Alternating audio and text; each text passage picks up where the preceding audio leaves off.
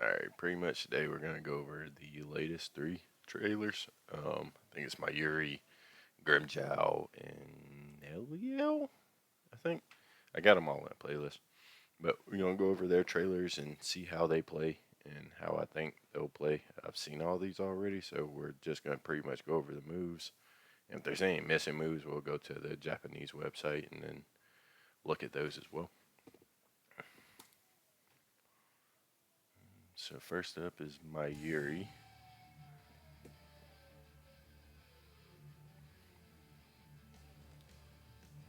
Yeah, Mayuri's gonna be a headache, I feel like. So let's see.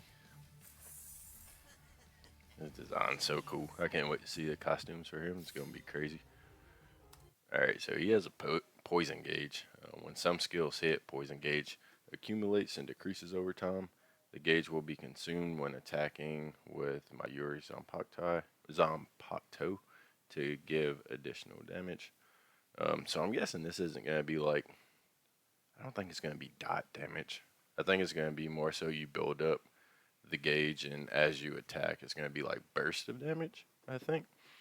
There's no way to really know until the game comes out, but I mean, it could be either way. I feel like it's going to be burst damage, so you build that up, and then you attack with the like regular attacks, and then you get burst damage on top of it, I think.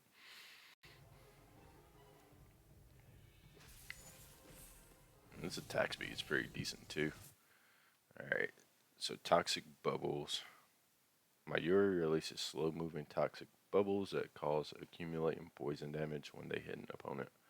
If the signature move button is pressed before the toxic bubbles hits the opponent, the bubbles will explode and spread poison mist over a wide area. So this is a signature move, so this isn't going to cost any resources. This is probably going to be his main like keep out tool, I guess. You can control like space with it. I think in the next one they show how it looks when it blows up. Yeah, so that's actually a decent amount of space. And I believe you can like, those go really well with his spiritual pressure moves. So like you can get that mist between you and the opponent, and then like it kind of makes them make a decision, right? Because they aren't going to want to sit in that. They're either going to back up or they're going to try to get in closer to you to get out the mist, right? And I feel like that ties in perfectly with this move. So you put out the mist. If they back away, if you still have spiritual gauge, you can get Nemo out to grab them, right? So spiritual move 2, Nemo charges forward and restrains the opponent, then causes damage with a powerful kick. The opponent can still guard when restrained, but the guard gauge depletion of the kick is very high. So that puts him in position to make a choice, right? It's either you're going to get hit with the kick or you're going to hold the kick, and you'll see after this that he can pretty much follow that up for a combo. So it puts you in a tough situation, you know. You either get hit or you're going to get your guard broken, you know. And then on top of all of that, he has this, which is insane, to be honest.